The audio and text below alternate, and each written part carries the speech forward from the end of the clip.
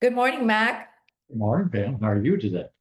I'm I excited know to you're talk with busy. you. I know you're busy all the time, but I sent you a video Yes, and about this woman telling about her TMJ experience.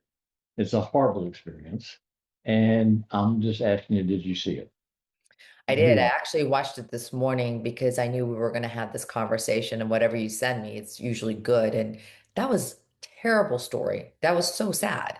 it? And it's just amazing what the fact that people don't know anything about this and they go down this rabbit hole of surgery and all the things that are just so unnecessary. Hmm. But just for the listeners and also for those that are looking at the video, this woman had TMD issues and she went through all kinds of things she tried that didn't work and then was talked into surgery. And then she goes through this long story about surgery, taking fat from different parts of her body to put in a joint. Pam can explain it better than me because I just get so upset when I hear all these things. And then watching her talk, her jaw was going from side to side and forwards and everywhere else while she was talking like this on those watching the video. And then if you're listening to the podcast, it's just going left and right and forward and everything else as she's talking. Yep. And Pam and I know that when we see that, that is a TMJ, TMD patient. There's just no doubt about it. Right. Second thing is that we both know how to treat this person without surgery. Hmm. And it's just an absolute shame and really a crime that this woman had to go through all of this, pay all of that money, and she was in months of recovery and swollen face, Years. pain, years, yeah. So let me get a And little more specific. Can I break it down? yeah, Because I just yeah, literally yeah, watched do it. your This woman. job and jump in. Don't let me be the only one that does this.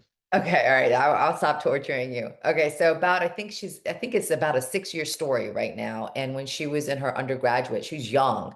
It can happen to anybody. Dysfunction can happen to anybody. But when she was younger, she was in a flight, and then all of a sudden her jaw closed locked, and she was in all this pain. So she managed somehow when she got off the flight to snap it open. But then the joint started clicking and popping all the time, and it just kept going. So just because of life happenstance, busy, going through school, was studying abroad, she finally started like having so much dysfunction that when she came back to the States, she started to go to her dentist. Well, the dentist does what the dentist always does, made her a night guard. And of course, it made her feel a little bit worse. So then she was told to go to different doctors, and none of which helped. And then she was really happy because she did her own online research. She took power into her hands, but unfortunately, she came across some bad information. So moving forward, fast forward, she ended up getting jaw surgery, into the joint that ended up failing. So she had to have another surgery to get fat from her stomach to give some space. Because one thing she said, it was perfect. She's like, I realized that my joints were completely compressed, and I needed decompression. Spot on, but unfortunately, wrong modality. So after she's had that adipose tissue, the fat injection into that TMJ space, she's like, I'm doing better. She's now like, she's like, I know this will be a forever and ongoing thing. She looks like she's in her early 30s or late 20s. She has to have steroids all the time, injected still into the joint, Botox, and dry needling to help her manage because she thinks that that is going to be her forever life story because that's what she was told by somebody that she happened to find that's an oral facial pain specialist. Not that I'm bashing them, but they don't believe in dysfunction being corrected. They think that the dysfunction's always there. You could try surgery and then you pretty much medicate it through Botox or steroids, ibuprofen, all the things. It's a managed situation where it's not correctable. And that's just not true. It's absolutely not true. And that's what kills me and kills you listening to this story. I watched the whole thing. It was like 10 minutes long, Mac. I never Yeah, watch anything for 10 minutes. yeah. And so when she said she had no space, Hmm.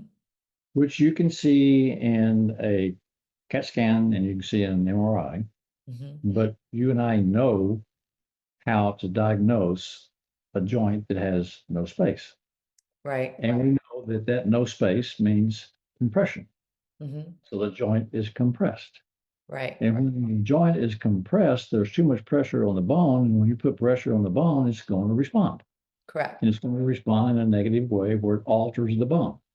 And so then they take a CAT scan or MRI or MRI. MRI, yes, which we'll talk about a little bit later.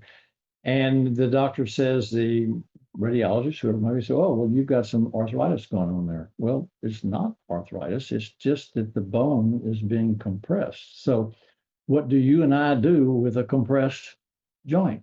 Right. We decompress it. Correct.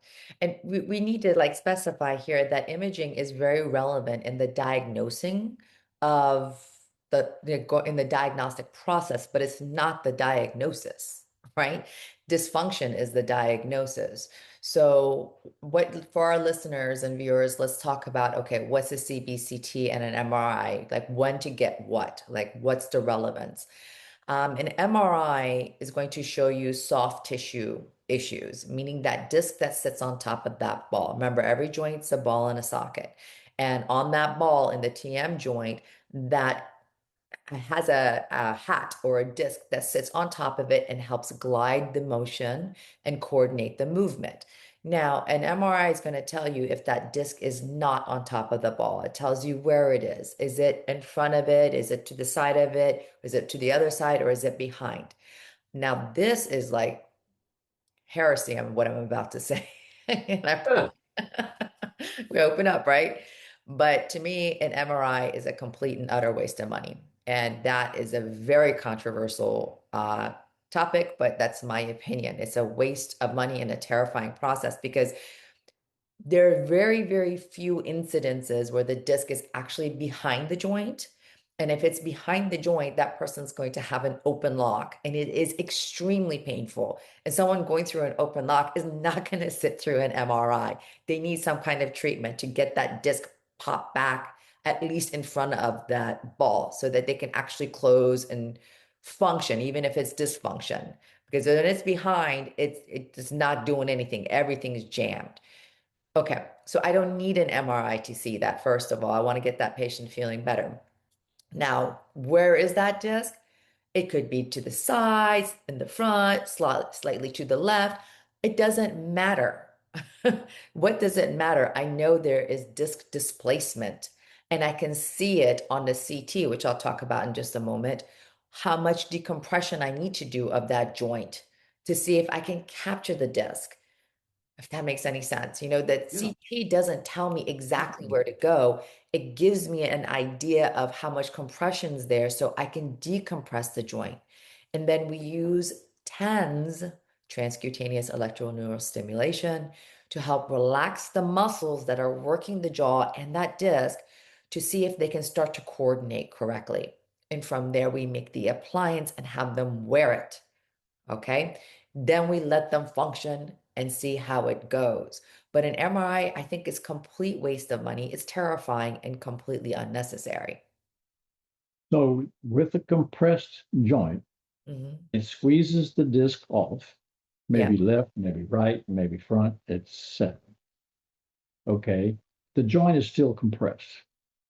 If you decompress that joint with the things that you do, does it make any difference if the disc is left, right, or top?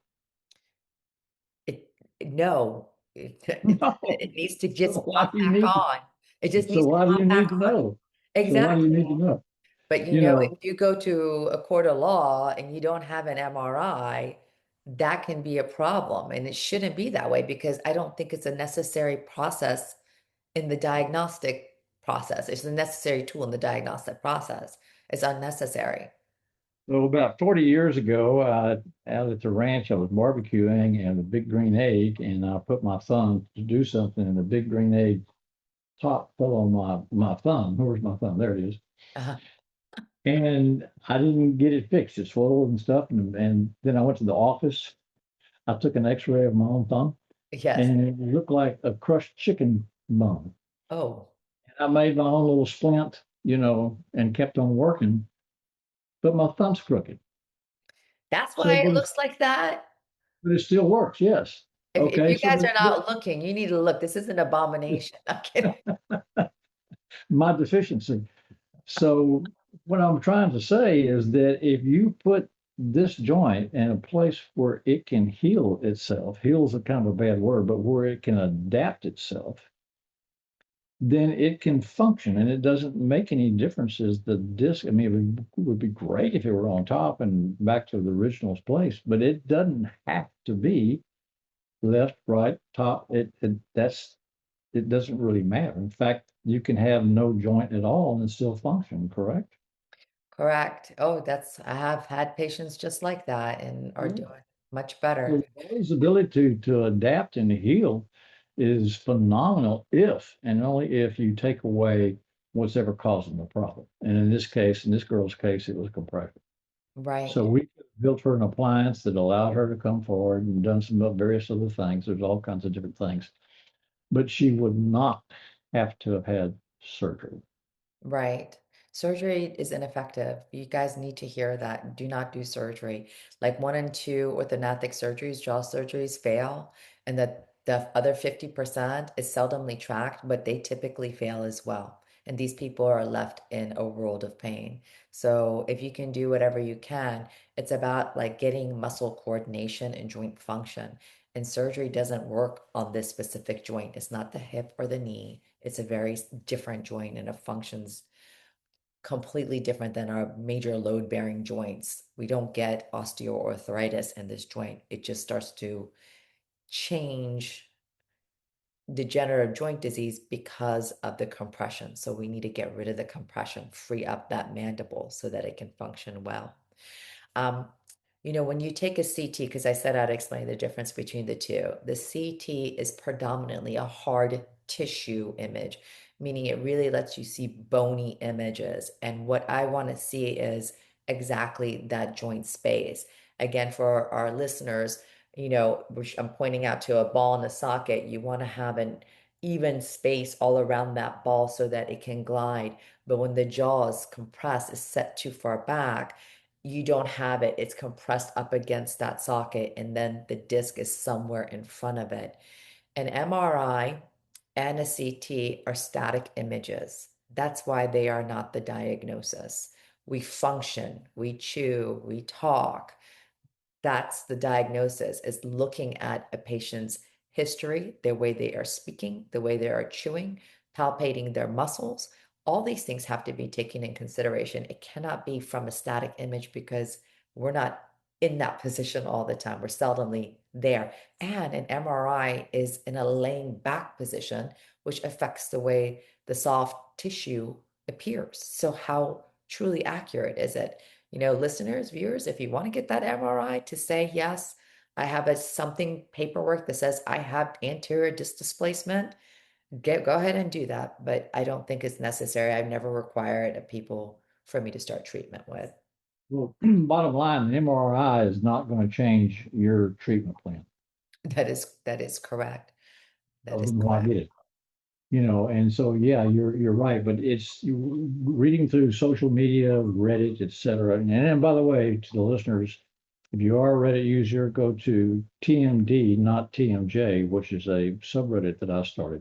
But you go through all of these different Reddits, and they're always asking about MRI. I'm waiting 3 months. I'm waiting 6 months to get my MRI, Mhm. but it doesn't do any good. And so if a dentist tells you you need an MRI, now there are some times that an MRI, and you correct me if I'm wrong, is a cone beam or an MRI better for Eagle syndrome? And Eagle syndrome, when the bones of the neck or the skull grow too long. I think CT is better because it's Yeah. calcified tissue, so it will show up better. We see it a lot.